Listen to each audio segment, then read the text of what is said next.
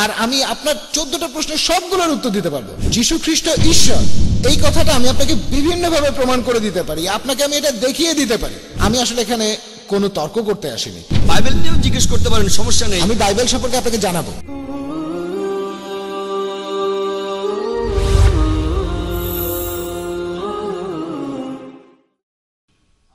Doctor Zakir Naik, আমার নাম Richard, একজন বাইবেল স্টুডেন্ট, বাইবেল লাভার, এছাড়াও পেশা একজন টেকনিশিয়ান। আপনি বললেন যে বাইবেলে আছে যীশু খ্রিস্ট বলেছেন তারা দেবদূতের মতো হবে, আধ্যাত্মিক শরীর, দেবদূতের মতো। এছাড়াও আপনি বললেন যে বাইবেলে নাকি কোথাও বলা নেই যে যীশু পুনরুত্থিত হয়েছিলেন। আমি এখানে মাত্র একটা বলছি, অনেক আছে। ম্যাথিউ 16:21 বলছে, আর সেই সময় থেকেই যীশু তার শিষ্যদের বলেছেন যে কিভাবে তিনি জেরুজালেমে যাবেন, কিভাবে তার উপর অত্যাচার করা হবে, তারপর মারা গিয়ে তিনি তৃতীয় দিনে পুনরুত্থিত হবেন। এই কথা আছে 3 বার, সবগুলো গসপেলেই বলা হয়েছে।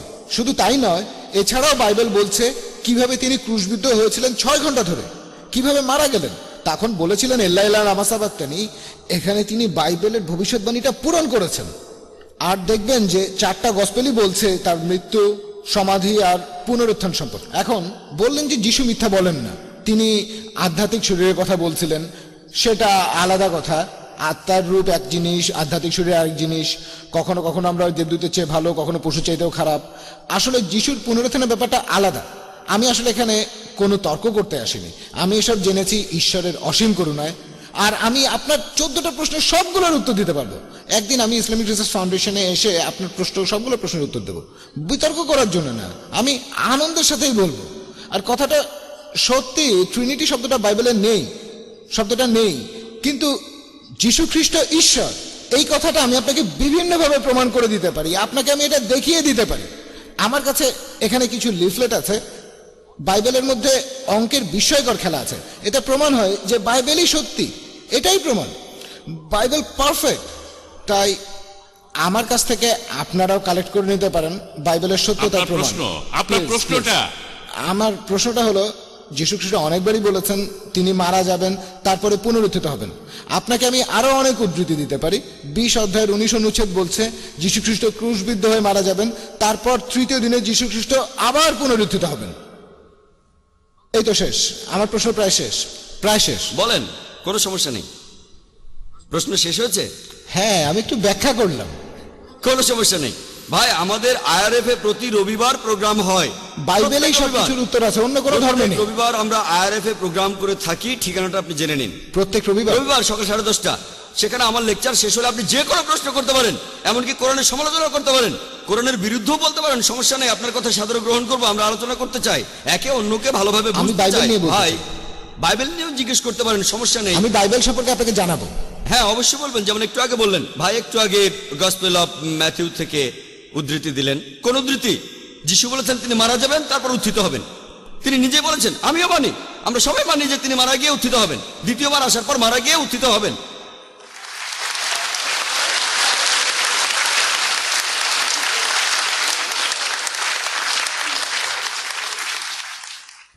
আর দ্বিতীয়বার আসার পর পুনরুত্থান, যেটার কথা কোরআন ও বাইবেলে বলা আছে, সেটাই হবে সত্যিকার পুনরুত্থান, সত্যিকার মৃত্যু, সত্যিকার পুনরুত্থান। আপনি যেটা বলছেন যিশু ক্রুশবিদ্ধ হওয়ার পর মারা গেলেন, আপনি যেটা বলছেন সেটা লোক মুখে শোনে, চোখে দেখা না।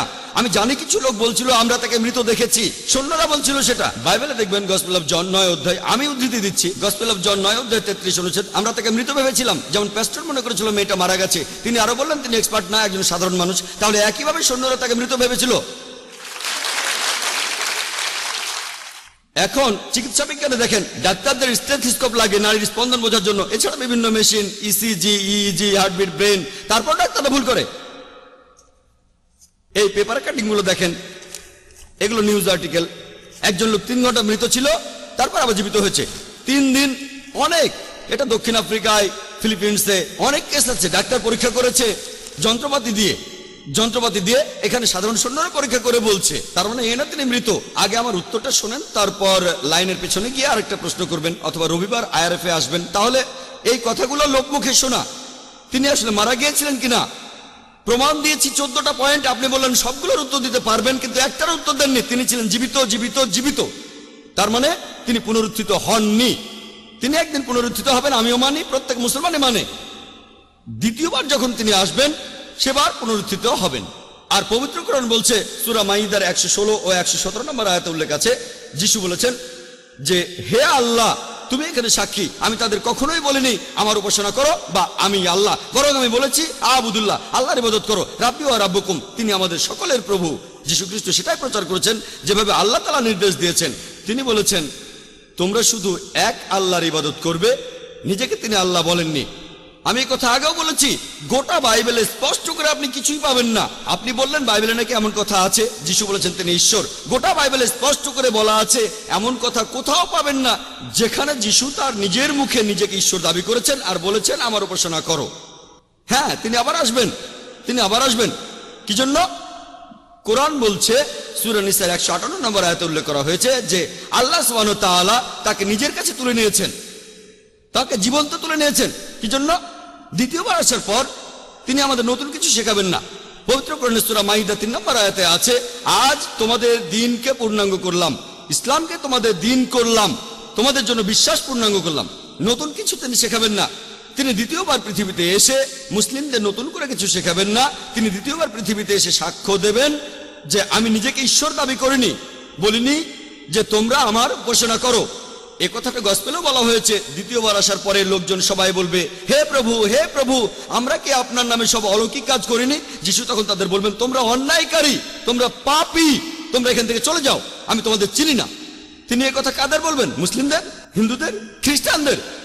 তোমরা আমার নামে অলৌকিক কাজ করেছো, তোমরা এখান থেকে চলে যাও, আমি তোমাদের কাউকে চিনি না। যিশু খ্রিস্ট দ্বিতীয়বার যখন আসবেন সেই সময় পবিত্র কোরআনে সূরা ইমরানের 185 নম্বর আয়াতে উল্লেখ করা হয়েছে, কুল্লু নাফসিন যায়কাতুল মাউত, জীবমাত্রায় মৃত্যু স্বাদ গ্রহণ করিবে। যিশু মারা যাবেন সাধারণ মানুষের মতোই, তারপর ইনশাআল্লাহ পুনরুত্থিত হবেন তিনি। আমরাও অপেক্ষা করছি রোজ কিয়ামতের আগে যিশু এই পৃথিবীতে আসবেন। আশা করি উত্তরটা পেয়েছেন। আমার প্রশ্নটা প্যাস্টরের কাছে। মুসলিমরা বেহেশতে যেতে চাইলে তাদের বেশ কিছু শর্ত পূরণ করতে হবে। আজকে আপনার লেকচারে যেটা শুনলাম আর আমার প্রতিবেশীদের কাছ থেকে যা শুনেছি যে খ্রিস্টান ধর্ম বলে যে খ্রিস্টানরা পাপ মুক্ত। পাপ মুক্ত মানে যীশু খ্রিস্ট নাকি মানব জাতির সবার পাপের বোঝা মাথায় নিয়ে ক্রুশবিদ্ধ হয়ে মারা গিয়েছিলেন। তাহলে তার মানে যদি আজকে কেউ মেনে নেয় যে যীশু খ্রিস্ট ক্রুশবিদ্ধ হয়ে মারা গেছেন মানব জাতির সবার পাপের জন্য, তার মানে কি এই সেই লোকের পাপ অতীত আর ভবিষ্যতের সব মুছে গেল আর সে স্বর্গে যেতে পারবে? হ্যাঁ, বাইবেলে এ কথা লেখা আছে, যদি যিশুকে বিশ্বাস করেন, তার মানে যীশু খ্রিস্টের কথার কাজে বিশ্বাস করা। বিশ্বাসটাকে মুখের কথায় মেনে নেন, তার মানে নিজের মুখে কথা বলেন, যিশুকে গ্রহণ করেন আপনার অন্তর থেকে, তারপর আপনি পাপ থেকে মুক্ত হবেন। তখন আপনার নিয়তিও বদলে যাবে। এখানে আমি ব্যাপারটাকে যেভাবে বুঝি, আপনার নিয়তি বদলে যাবে, আপনি সেই মুহূর্তে স্বর্গে চলে যাবেন না। আরেকটা প্রশ্ন এটার সূত্র ধরেই, তাহলে তার মানে আমি বাইবেল পড়লাম, বাইবেলের প্রত্যেকটা কথাই বিশ্বাস করলাম, মানলাম যীশু খ্রিস্ট মারা গেছেন ক্রুশবিদ্ধ হয়ে, তার পরের দিন হয়ে গেলাম ধর্ষণকারী অথবা সন্ত্রাসী আর মানুষ খুন করে বেড়াতে লাগলাম, তারপরও কি আমি স্বর্গে যেতে পারবো? এখানে আসলে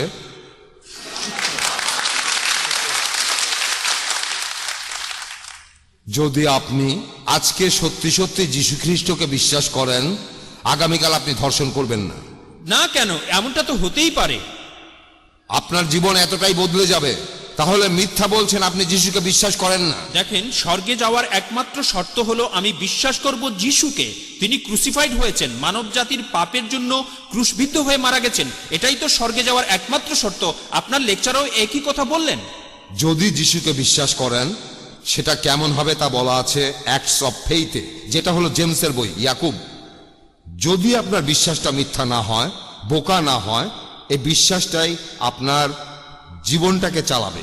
কিন্তু আপনার বিশ্বাসটা যদি মিথ্যা হয়, সবাইকে শুধু দেখানোর জন্য, তখন এই বিশ্বাস আপনার জীবনটাকে পরিচালিত করবে না। ধরেন আজকে আমি একজন অপরাধী, যিশুকে বিশ্বাস করলাম আর অনুতপ্ত হলাম, পাপ থেকে মুক্তি চাইলাম। সবকিছুর মূলে আছে যিশু খ্রিস্টকে বিশ্বাস করা। অনুতপ্ত মানে আমি বদলে গেছি, নতুনভাবে পথ চলছি, আমি নতুন করে আর কোনো পাপ করছি না। ঈশ্বর আমাকে সাহায্য করলে আমিও সফল হব, আবার আগের মতো করে পথ চলতে শুরু করব, আমার জীবন বদলে যাবে। এখন আমি ভুল করতে পারি, তার মানে এই না যে আমি বিশ্বাসটা ত্যাগ করেছি। একটা বাচ্চা ছেলে তার বাবাকে ভালোবাসে, তারপর মাঝে মধ্যে সে তার বাবাকে অমান্যও করে, এই অমান্য করার একটা সীমা আছে। ওকে, অমান্য করার একটা সীমা আছে, প্রত্যাখ্যানের বিদ্রোহের একটা সীমা আছে। তাই আমি সংক্ষেপে বলি, যদি আমি যিশুকে বিশ্বাস করি, আমি ঈশ্বরের কাছে ক্ষমা চাইব, আমাকে পাপ মুক্ত করবেন। যদি সত্যি সত্যি যিশুকে বিশ্বাস করি, ঈশ্বর সব জানেন যে আমার মুখের কথা সত্যি কি না। তারপর এটা আমার জীবন পরিচালিত করবে। আমি একবার কুয়েতে ছিলাম, ইসলামের অনেকেই সেখানে শব্দ নিয়ে খেলা করে। একবার এক লোক বলেছিল যে সে একজন মুসলিম, সে তখন কালেমাও পড়েছিল, কারণ সে তার স্ত্রীর কাছ থেকে ছেলে মেয়েদের ভার নিতে চেয়েছিল।